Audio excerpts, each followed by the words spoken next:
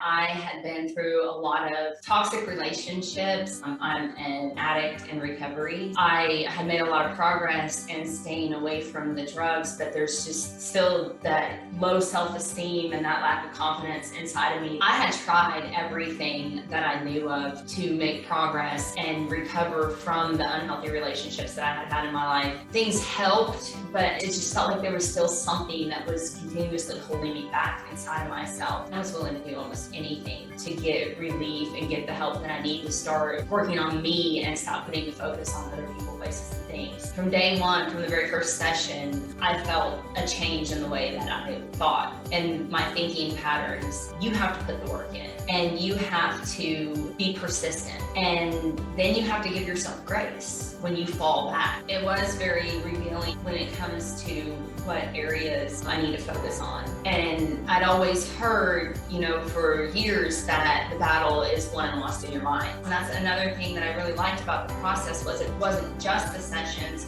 and it wasn't just the audios, that you also gave the reading materials, that I was able to go and read these books or listen to them on Audible. And by continuously reinforcing how to change your thoughts over and over and over again, I've noticed a really huge difference in my self-talk, the way that I talk to myself, and the ability to challenge my thoughts, because the thoughts are going to come. There's nothing you can do to stop the thought. It's just like the serenity prayer. The only thing that you can change is yourself. You can't change your circumstances all the time. You can't change the people around you. You can't change how they act or the way that they're going to treat you, but you can change what you think about it. And the more you talk back to your thoughts and the more that you speak positively to yourself and practice positive self-talk, the more your thoughts begin to change.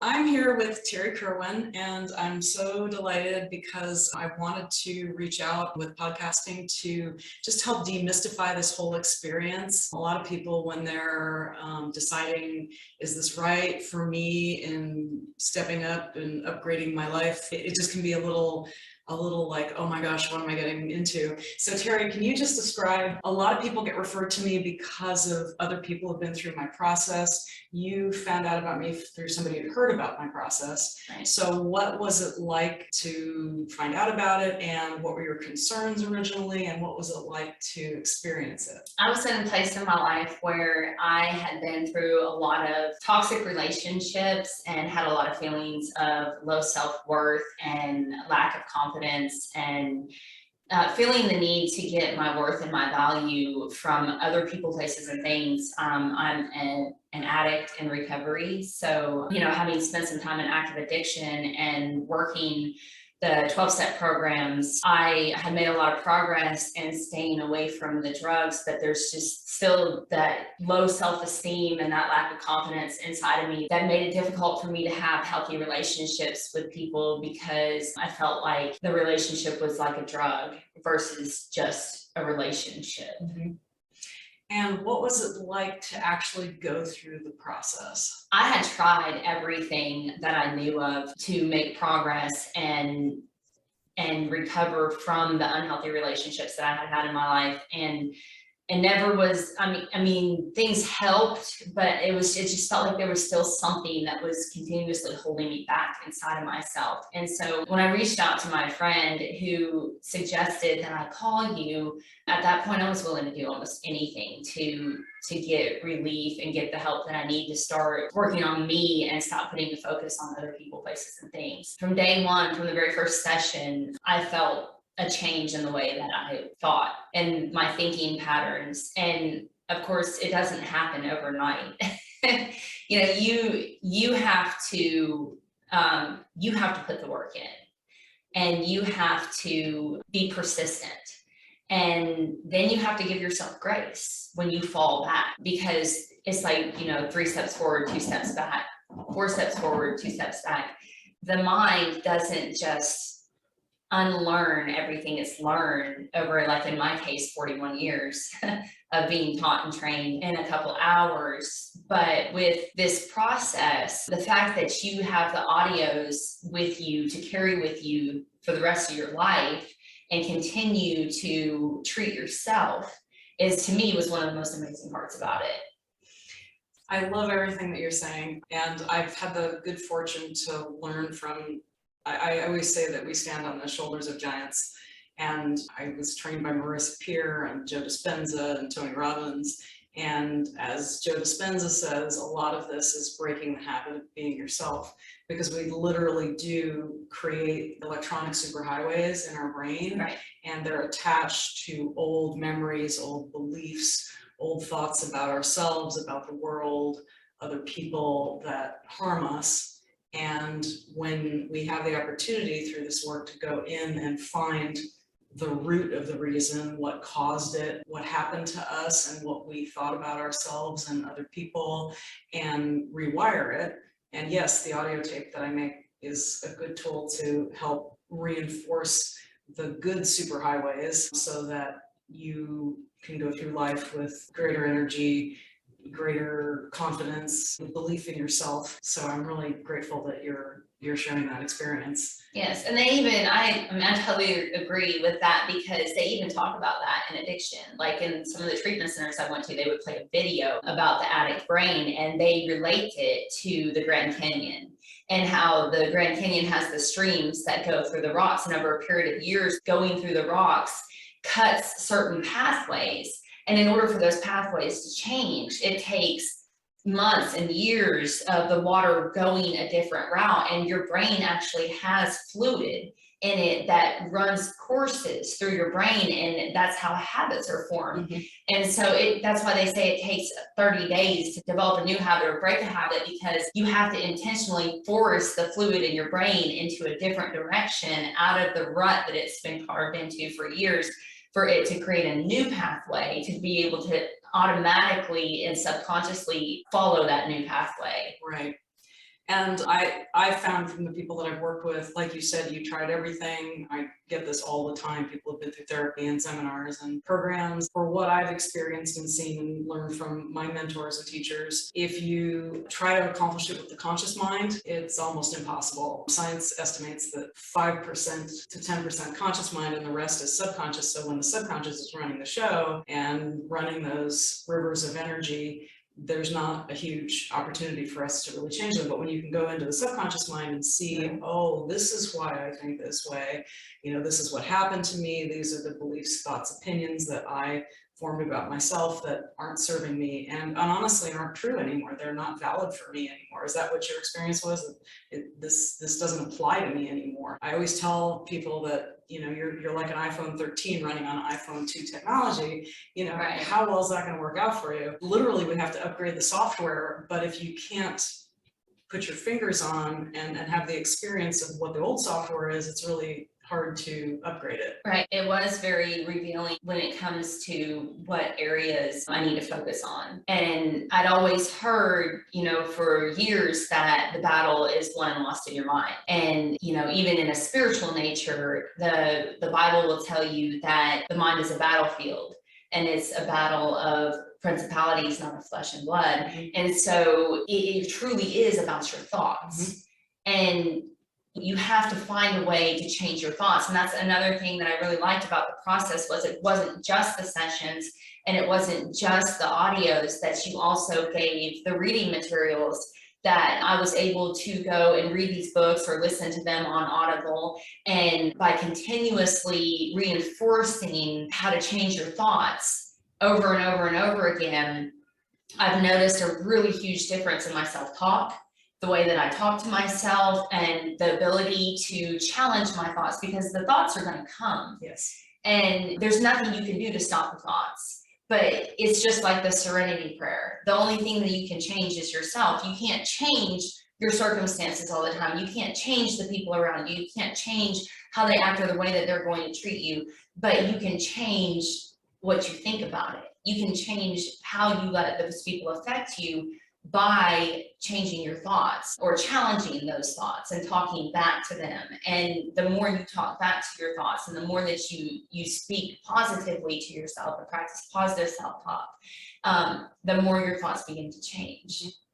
So with the tools and the audio tapes that you're listening to each day, and I think it was about, 3 months ago that we started working together? Yes. Okay. How much different is your life now compared to 3.5 months ago? Um, it's exponentially different, which is one of the favorite words I've learned through this process from you. It's a great word, isn't it? It is a great word. I love that word. It has though, because I've struggled with depression and anxiety all of my life. And they say, you know, depression is when you live in the past, anxiety is when you live in the future. And one of the biggest challenges that I have in my life is being present and staying in today and not trying to control things or force things to happen in my life, but just to be and exist and trust and believe that there's a power greater than myself, that which I call God, that is orchestrating my life and knows everything, and everything's going to happen exactly the way it's supposed to. And it's what I tell myself about the things that are happening and the verbiage that I use in my self-talk, like, you know, things should be, or they must be, or they have to be. And none of that is true. Nothing has to be but reality. And reality happens the way that it's supposed to. And it's what I tell myself about that reality. And this process has allowed me to let go of control. Now, don't get me wrong, I'm still in the process. Sure. You know, and I don't believe I will ever arrive at being perfect. None of us do. But the more work that I put into it, the more work I put into myself, the more progress I see. And when I stop doing the work, then I start to fall back into old patterns and behaviors, because this has only been, what, 3 months versus 41 years. But the amount of progress that I have been able to make has just been amazing. I've made more progress with this process than I have any other venue that I have tried to utilize. And not that you shouldn't use those venues, because I still do. It's just by adding this and not changing anything else, just still doing my 12-step program, still doing my therapy, still maintaining my exercise and diet programs. It's just given that extra boost to, like you said, to get to the root. It's like everything that I'm doing has been pulling the weed above the ground. And this process has allowed me to dig the root up and begin that change. And by taking out the old problem and installing new patterns, how does that make you feel different? How does it make you function different in your life? I'm a lot more confident. I have more confidence in the things that I do and the places that I go. When I walk into a room, I feel like I belong. I don't have to wait to see how the people that I'm engaging with accept me to feel like I belong there. I trust in the divine order more, because instead of trying to control the outcome of a circumstance, I just do my part and keep my side of the street clean and trust and believe that that's going to work for me. I don't struggle with depression as much. I've still been, I'm still in a relationship with somebody, and I still deal with the same relationship issues that people deal with on a daily basis, but that person doesn't affect me as much anymore. And it's not that I don't feel, don't get me wrong, because I still have my feelings. My heart is still able to be broken, and I'm still able to experience negative emotions. However, it's how long I stay there. Do I stay stuck in that, or do I get up and continue to move on through my life because there's a greater purpose for me other than that person and that relationship? And it allows me to give others more grace and not judge people as often or as much, knowing that they have their own stuff going on that I can't see. And what feeling does that give you to be in that? Is it empowered, happy? It gives me a feeling of freedom. It gives me a feeling of freedom, of empowerment, even the other people around me, because people around you see changes in you faster than you see them in yourself. And what kind of feedback? And so the people that I associate with and I come into contact with on a daily basis have told me that I seem so much more grounded and confident than I had prior to the process that I've been through with you. Fantastic. I'm so happy to hear that. And I understand you just had the biggest sales month that you've ever had at work. Yes. Fantastic. How good does that feel? It feels great. It'll feel even better when I get the paycheck. And do you think that's due to your ability to interact with other people with more confidence and power? I do. I think that it has a lot to do with my ability to focus and my ability to function at work despite my emotions. because it used to be whenever my heart got broken or things didn't go my way, I would stop living. I couldn't function. I would spend days in bed. I would be checking myself into psychiatric hospitals. I would give up on life and everything because life just couldn't go on because things weren't the way I thought they should be, or somebody wasn't behaving in ways that I thought they should behave, or giving me what I thought they should give me. And I don't do that today. If you were talking to yourself before you did the process, what would you say to yourself? If you were on the phone with yourself 4 months ago, what would you say? Oh, that's a big question.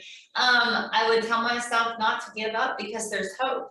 I would tell myself that if I just keep seeking and if I find the right process and the right method. How would you tell your 4 month ago self that this process is worth it for her? I would tell her that you can't put a price on sanity.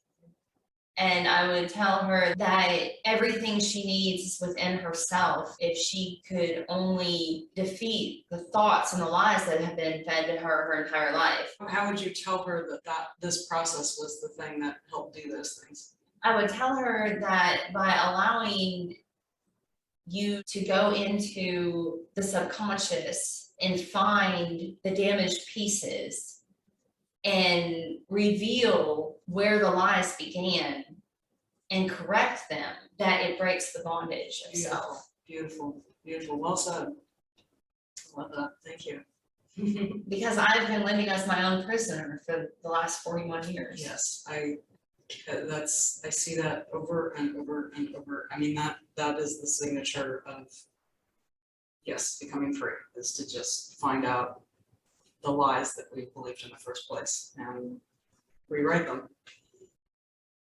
It's like a farmer going to the farm every day and he keeps going through the same old ruts, and you can just turn on the engine and the tractor just goes, right. And you have no freedom there. But when you can turn the wheel in your own vessel and send it in the direction that you want to go, then freedom has a whole new meaning. That's true. Well, thank you so much. Is there anything else that you want to add? That was beautiful, and I love and appreciate your sharing your story. I just want to say that, a lot of times people are scared of things that they are not familiar with, but change does not come without the willingness to be uncomfortable. Mm-hmm. And so unless you have the willingness to do something new, to do something different, to give something that you don't understand an opportunity, when nothing else is working for you, then you are holding yourself back from the freedom that you desire. Like, just because you don't understand it doesn't mean it's not effective. Thank you. You're welcome. I so appreciate you. I mean, I can't tell you how much it warms my heart to, I mean, seriously, I could almost cry, but it just, when someone comes in, and I remember the conversation I had with you on the phone, and you were really upset, and I was beyond elated when you decided, yes, I'm doing this. I mean, you were really definitive, and it's music to my ears, because when somebody makes that decision for themselves and jumps in and sets themselves free, I love it. Yes. Thank you, Terri. You're welcome. I appreciate you so much. Absolutely. Thank you. And if you love this video, if it helped you in any way, please press the like button and share it. Yeah, thank you.